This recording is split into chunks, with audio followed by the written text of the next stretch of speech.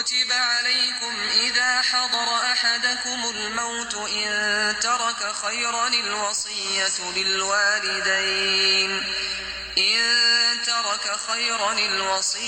للوالدين والأقربين بالمعروف حقا على المتقين۔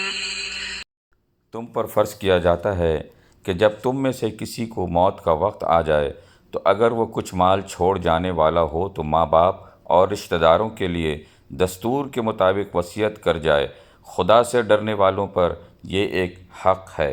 فمن بدله بعدما سمعه فإنما إثمه على الذين يبدلونه إن الله سميع عليم۔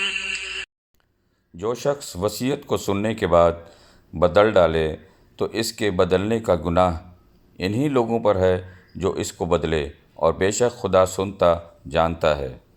فمن خاف من موص جنفا أو إثما فأصلح بينهم فلا إثم عليه إن الله غفور رحيم۔